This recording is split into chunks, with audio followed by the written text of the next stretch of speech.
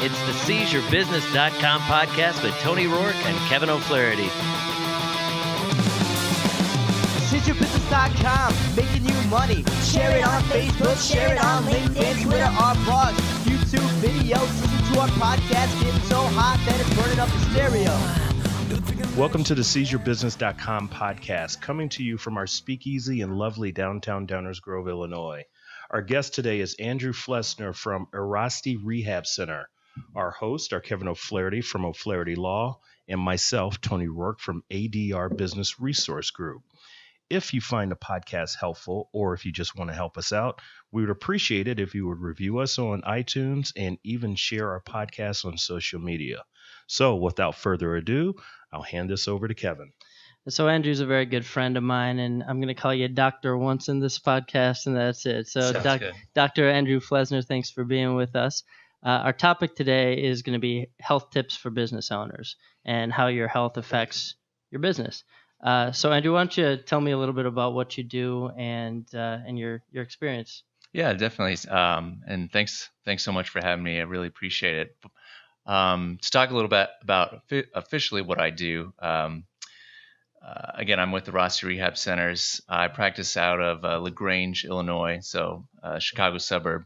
And really what I focus on, we'll say at work, is helping people with musculoskeletal issues, injuries, both acute, so brand new things like a sprained ankle, or something chronic like I've had lower back pain, for 5 years type stuff. So that's what I spend most of my day doing. And within that, the way sort of our treatment works is hour-long visits, one-on-one. So most people have probably had some sort of physical therapy or chiropractic care, or, they've gone to the doctor at least once in their life. And they've all got kind of those horror stories of the bad things that happen. Either they sat in the waiting room for an hour, or they, had a treatment plan that lasted, 36 visits, or they were bounced from doctor to doctor to doctor before they found some kind of relief. So the way we look at it is to try to fix all that. So no one ever waits more than 5 to 10 minutes to get in to see me. That full hour is spent one-on-one. That allows us to basically be part of the thing that allows us to fix people fast, and really just try to turn sort of the typical doctor's visit on its head and really give the patient, outside of fixing them, the best experience possible. So, but within that, again, the focus is on kind of like musculoskeletal care. So. And my wife has been a patient of yours, and she had a great experience with it. So, and before we get too much further in, Andrew is also the writer of our Entrepreneur Health and Lifestyle blog. So if you're liking what you're hearing from him today and you want to learn more, you can check out his blog articles at SeizeYourBusiness.com. But so how long have you been a chiropractor for? Well, since beginning of 2011, so a little over 4 years or so. But, when I first started out, and I think anybody who's a chiropractor that listens to this will probably kind of agree with me and sympathize with what happens in any real, a business owner in general, or anybody kind of going out after school, trying to build up patient base or build up a business, et cetera. Sometimes it's hard to know in what direction to go in right away. So for me, a lot of my patients ask, oh, how long have you been with Erasti or doing what you're doing? Before Erasti, I actually worked in technically 5 different offices, 5 different clinics. Part of the reason was, some just it wasn't a good fit. But the other part of the reason was I knew coming out of school that I wasn't 100% sure how I wanted to practice, because there's a lot of different ways you can go at it, at least within the chiropractic sphere or healthcare in general, from nutrition, musculoskeletal care, you name it, acupuncture. There's a lot of different avenues you can take. And so I wanted to experience a little bit of everything. So I knew, hey, I'm gonna try out different stuff. Also, learn more of the business side too, because in school we don't learn a ton about business. Yeah, I didn't learn any of that in school either. So yeah. I sympathize. So, I knew I was going to have a pretty big learning curve before I kind of landed on what I really wanted to do. So I'd worked at a lot of different places, from what you consider like traditional chiropractic care, which is a long-term treatment plan, 3 times a week, for 4 weeks, et cetera, all that stuff. Kind of, you want to keep the patient coming back forever and ever, which from a business standpoint is a good idea, because you kind of can predict what your revenue is going to be each month, all that stuff. So it's not a bad business plan. But for me personally, I knew I was a little bit more on the side of, wanting to do what was right by the patients and wanting to do what was in their best interest. And then, the business side would kind of follow that. So yeah, I worked in different types of offices, and then finally landed with Erasti a little over a year ago, after kind of learning about, their philosophy, which is to focus on the patients. And by doing that, the business will follow, which is true in some regards. But it's been good. I really enjoyed it so far. So I got a follow-up question on that. With the 5 different places that you were at, how long was that time span? Each place was probably anywhere from about 6 to 7 months to the longest one was about 1.5 years. One place I was at for 1 month. And I knew pretty quickly that was not going to work out. So I got out of that pretty fast. But I mean, one place I was at, I had some spare time. One of the previous clinics, I was more of what we call like an independent contractor, a little bit similar to now, where I took a percentage of whatever I made. But I didn't work, your typical 40, 50 hour week. It was kind of like half days. So I had some spare time outside of my marketing and networking. So I found an office that was actually closer to my house. A chiropractor was looking at selling it. And so I worked there maybe 15 extra hours a week, for more of a flat rate to get an idea if it was an office I wanted to buy. And I think anytime you can be in that situation, because a lot of times, a chiropractor, what they see is their retirement outside of maybe saving on their own in an IRA or something, is selling their practice. So to them, they see you as their retirement. Basically, if you're coming in and you're asking, oh, hey, I know this is for sale. And a lot of times you don't get that opportunity to kind of experience it and see, is this going to fit for me? Because it's not necessarily, well, is this a good location, all that. But usually when you sell a chiropractic office or most medical offices, you take on at least 50% of their clients if you're lucky. A lot of times it's less. So you want to know if that patient base and that treatment model is going to fit for you, because if that office has been seeing a lot of patients that are used to more of a traditional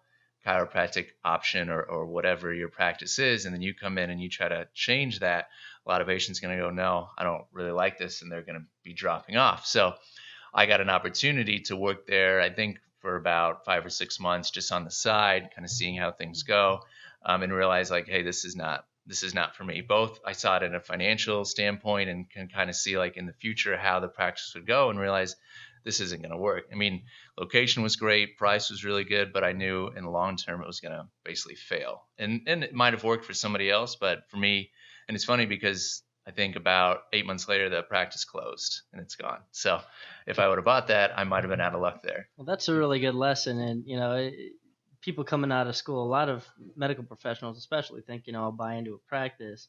That's some good advice to see if you can work in the practice and make sure it's a good fit first, because that could be a devastating financial decision if it's not a good fit and you end up buying the practice. And I've done lawsuits over that sort of thing, where the person purchasing the practice is suing the person who sold it because the patients weren't as advertised or just showed up on paper but weren't real loyal patients. And so that was smart of you to do that. That was and to follow up on that, Kevin, one of the things I like about it, we keep on coming across themes, and previously the one theme was fail fast. He brought up a second theme, which is try different stuff. Yeah. And I really like that, because especially for people coming straight out of school, I mean, that have made a career choice, but has different options within that choice being a doctor, being a lawyer. There's a million different flavors of being a lawyer. Yeah. You can be all sorts of different things. You can choose to work in a big firm. You can work at a small general practice firm. You can be a niche real estate attorney, and figuring that out right after school at the beginning of your career is better than going to a big firm, hating it and burning out, you know, and then having to figure out what next. So I think that's 2 really good lessons. Fail fast, try different stuff. Another recurring theme I heard from what Andrew said was when we were talking to Monica Kendall, and her topic was turning your clients into a sales team for you, basically. Yes. Doing good work for your clients and building referrals that way. And that sounds like that's Arasti's philosophy. Yeah, definitely. I mean, a big part of what we practice is what we call like the new patient experience. And you know, it's kind of focusing on a few things in particular, but the point being that, you know, and you see this a lot again in our profession, is you can be an amazing doctor, chiropractic, physical therapist, whatever, but you can be terrible on the experience side. And even if you can fix somebody, like what we do, usually on average fixing people in about 3 visits, if you're terrible on the experience side, it doesn't matter how good you are as a doc, you're going to fail very quickly. So it's really focusing on that experience in multiple ways, you know, from as little as how often we kind of follow up with the patient. So to give you an idea, when somebody calls in to schedule an appointment, we have people who kind of handle the scheduling. There's times where networking wise, I might give somebody my card and they'll reach out to me, which is totally fine. I do that a lot and kind of handle it first, but to handle a lot of sort of the small stuff, we have somebody that's, you know, trained in that, kind of like you would outsource it basically. Mm-hmm. And we're following up multiple times before we even get to the point where they're coming in for their visit, and especially in healthcare on the insurance side, you know, we don't want any of our patients to be surprised about what they're going to pay. So they know exactly what they're going to pay when they come in, but then, you know, when you're at the visit and then the follow-up after that. So it's really making sure that the patient feels like they're not just a patient, I guess. They're more of like, you know, your friend or somebody that, you know, you've known for a while, that kind of thing. So especially when you're spending a full hour with somebody, you got to really be able to provide a good experience too. So, man, there's a fine line between my clients and my friends. You know, I've had a lot of clients become friends and a lot of friends become clients. And yeah, you've got to be down to earth with people and not aloof. And, you know, you mentioned that it's not about how good a doctor you are. You better be a good doctor. Right. You know, it's about the experience you give people. When I'm hiring attorneys, I don't even bother to look at resumes too much. I let my support staff figure out, you know, there's enough attorneys out there to be hired that I can get good qualified attorneys. The hiring process comes down to, how are you when you're sitting in a room with me? Do you come off as not an a-hole attorney that's stuck up and arrogant? Do you come off as a down-to-earth person? And that's the key for any service business, I think. Yeah, definitely. Yeah. So let's talk about our topic today and how being healthier can help your business. And, you know, I'm going to let you take it away, because Tony and I were saying this isn't exactly our wheelhouse the way some of our other episodes are. So I'll let you kind of lead the conversation on that. Yeah, definitely. I mean, I think there's a lot that can go into, you know, as entrepreneurs, it's easy to just be extremely focused on just the business aspect, which is very important. You know, focus is extremely important, but at the same time, if you can do, and doesn't have to be big, crazy things. It's a lot of small things that you can do on the side. In health, I like to say that health should be habitual. It shouldn't be something you have to think a lot about in order to maximize. I mean, maybe in the very beginning, if you're kind of changing things around, changing your routine, but after that, you know, you do it a couple weeks, 3 weeks in general is about how long it takes to form like a habit that you're not actively thinking about. But once you get to that point, it becomes just something you do day to day, and it kind of bleeds over into your business. So, I mean, there's a lot of ways we can go, but to start out, I mean, one in particular that a lot of entrepreneurs, business owners tend to not be so good about is sleep. You know, it's very easy to be burning the midnight oil, staying up till like 2, 3, 4 in the morning, then turning around, waking up at 7 o'clock in the morning. And there's times where that's going to be needed. You know, there's not much you can do about it. You just got to get the work done, get through it, push through it, and then you know that afterwards, you know, you'll have that kind of extra time. But I mean, there's the kind of the general idea. Everybody needs a little bit of a different amount of sleep. And there's a lot of great apps out now that, if you got an iPhone or even like on the Fitbit and some of the other things where you can kind of track and figure out exactly how much sleep you need.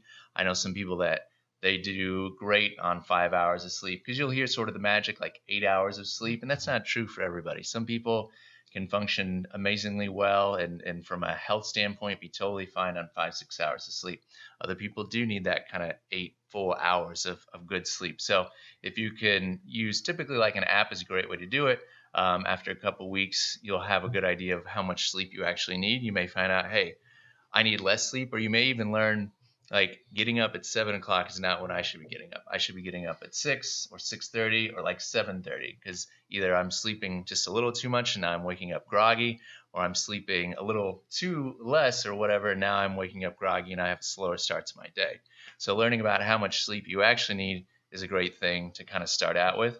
And then from there, kind of chronologically, it's like your morning routine. And I think I wrote an article about this not too long ago, but the morning routine can be huge for entrepreneurs.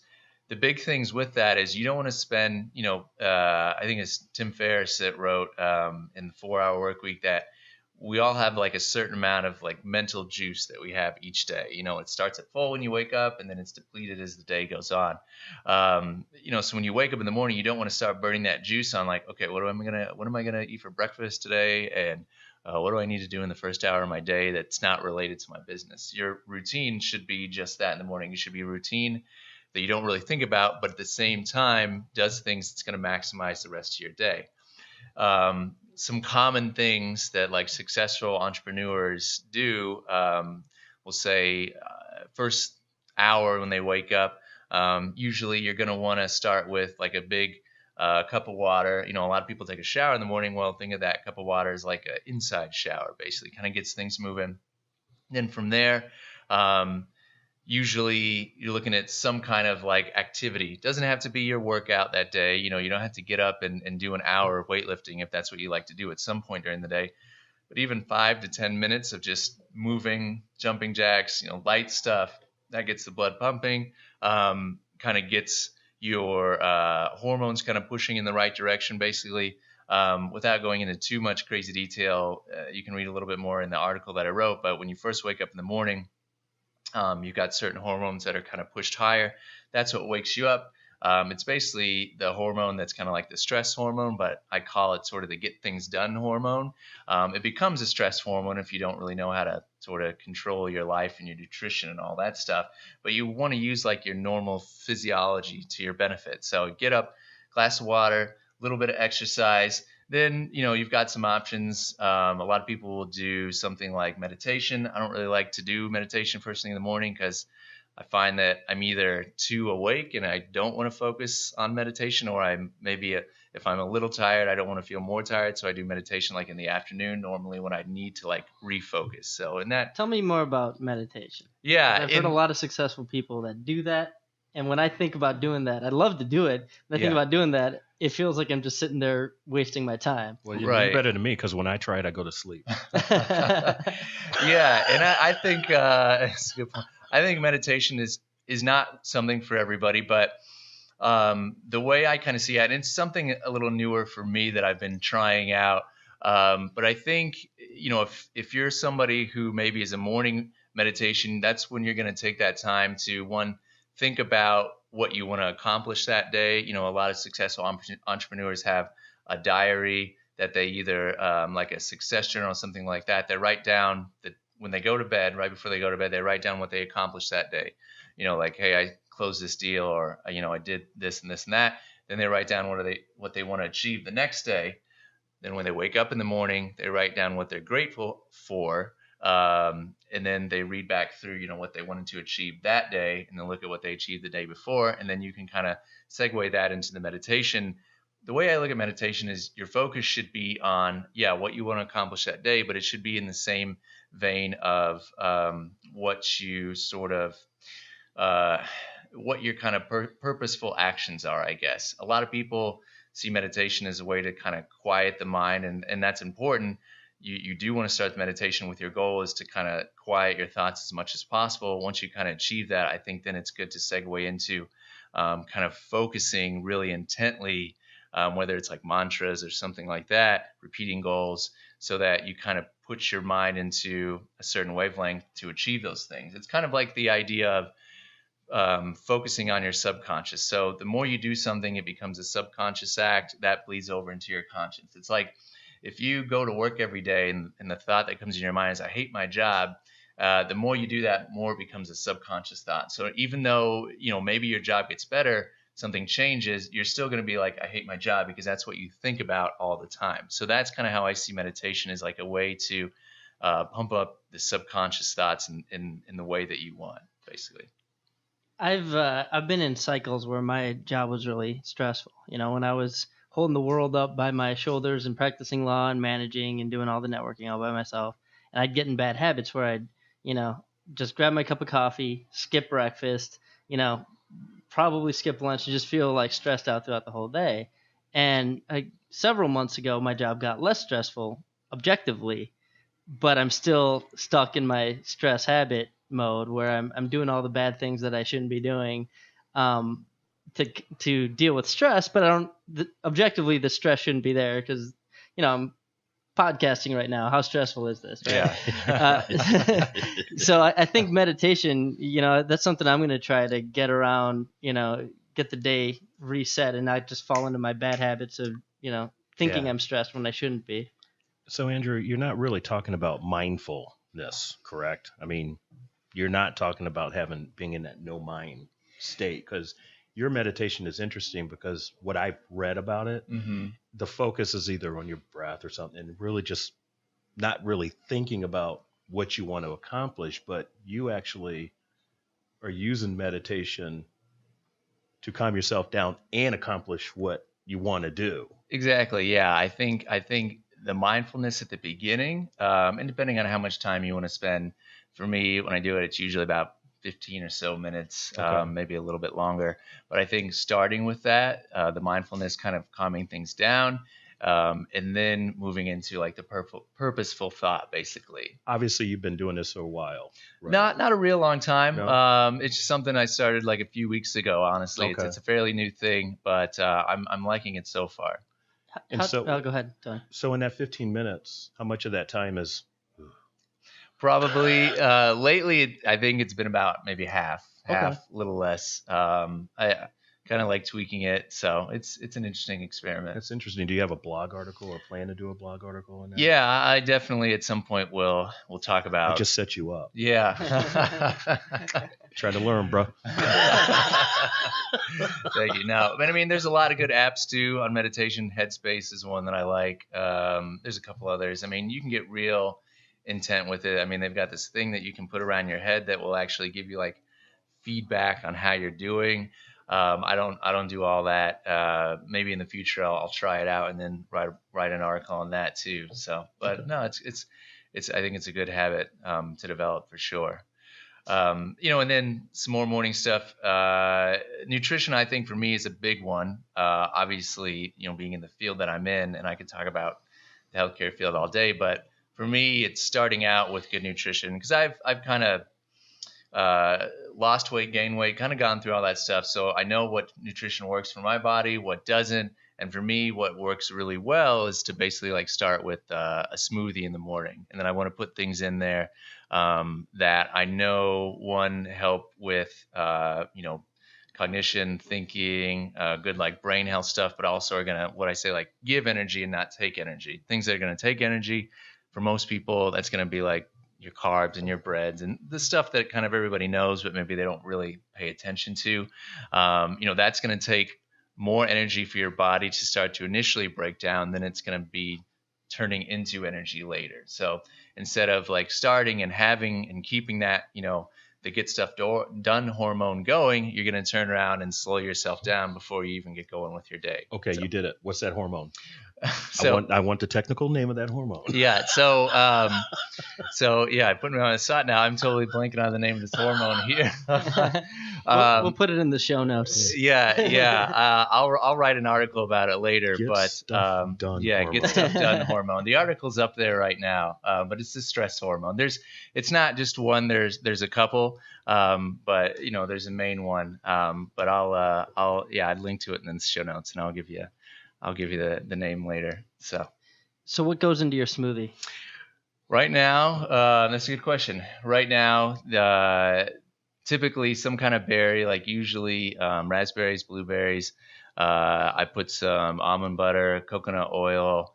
I put avocado.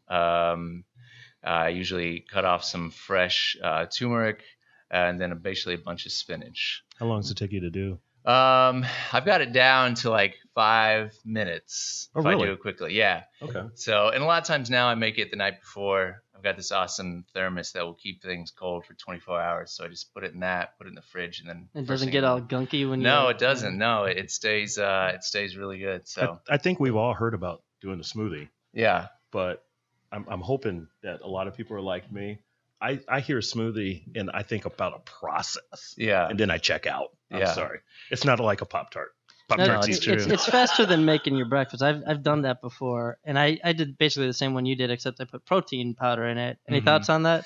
Well, the thing with protein powder is if you do a night before type situation, it'll dissociate. That's from what was the making my smoothie, smoothies so it'll gunky. get kind of Yeah. nasty and gunky. Ah. Yeah, so if you put protein powder in, you got to drink it pretty it much right right away. Okay. Yeah. So I do everything like Oh, sorry. balls to the wall.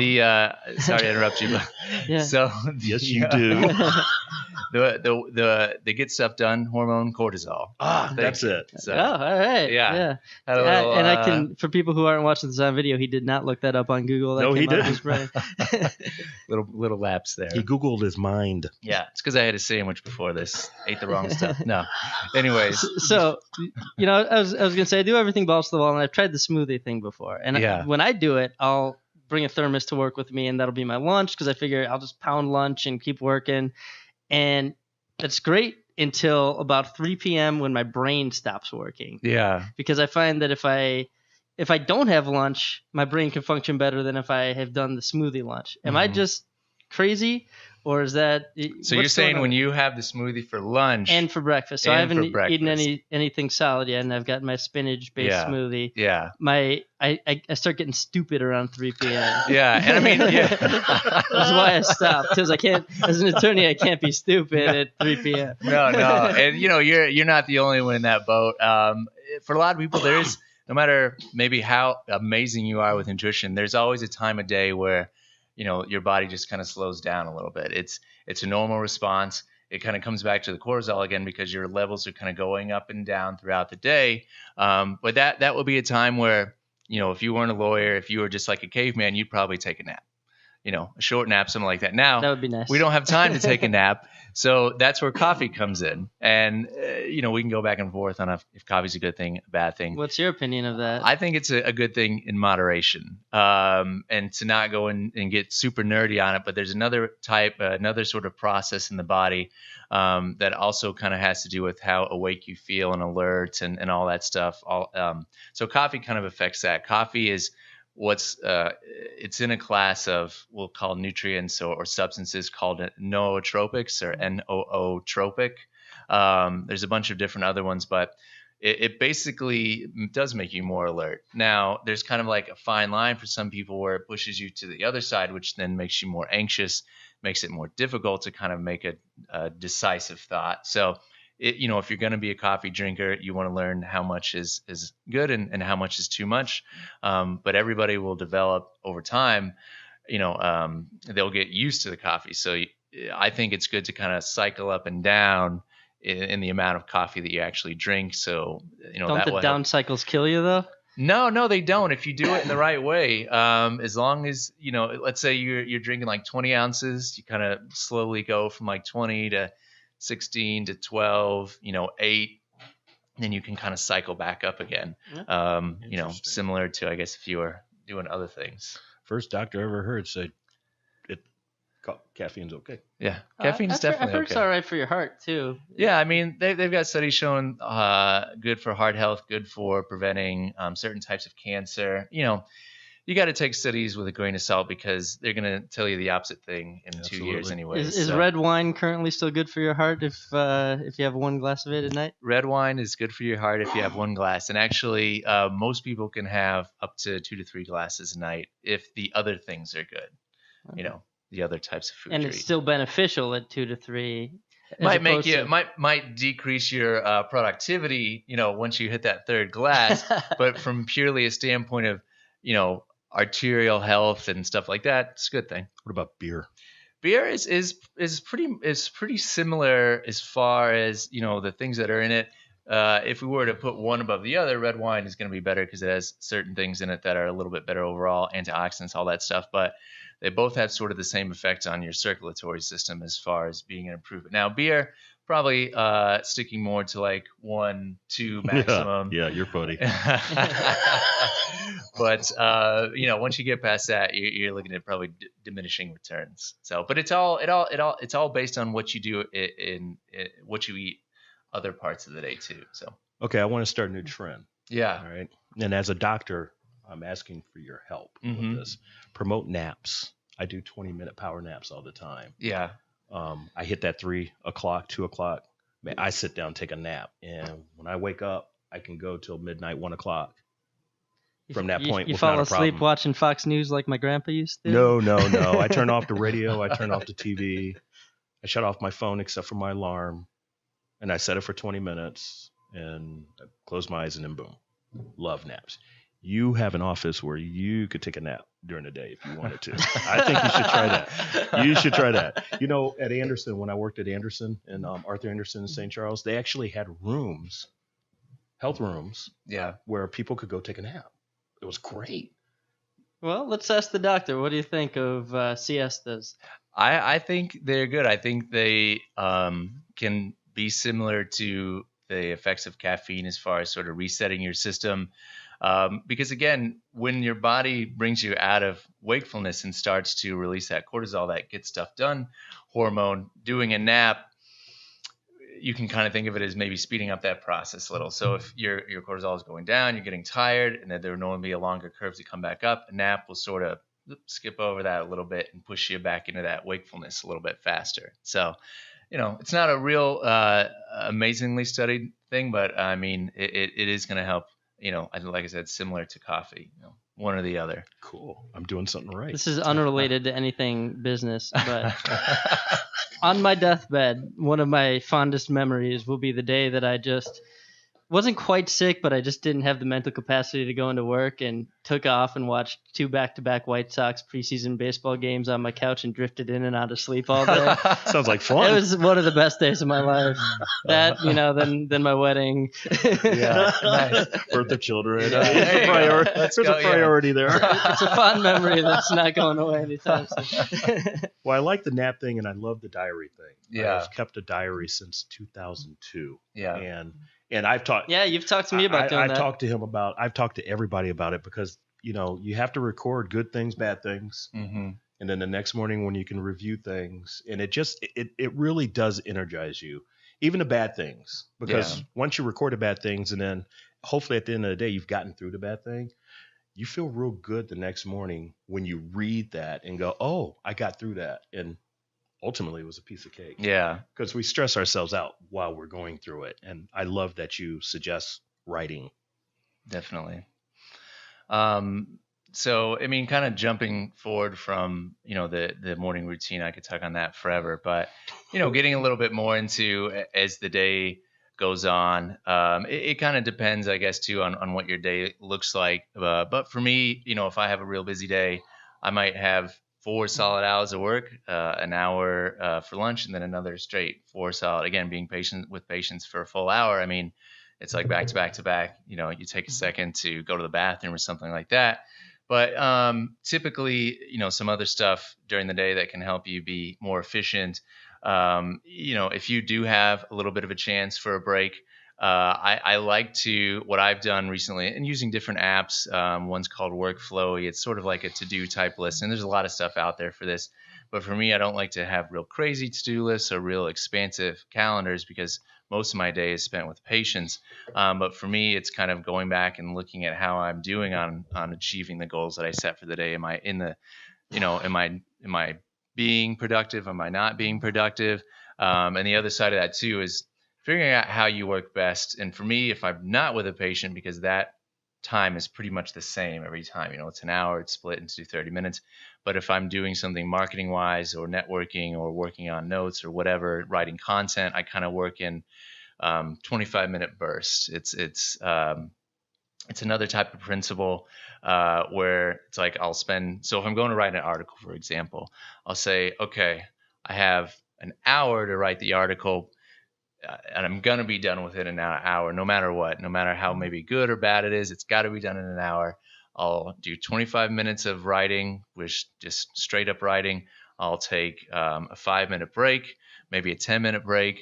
And it's not like I'm just sitting there staring at the wall. I'm doing something that maybe is going to allow me to kind of come down off that writing high, maybe just focus on something I'm grateful on, just little things like that, something that doesn't require a lot of thought. And then bam, I'm right back into writing for another 25 minutes.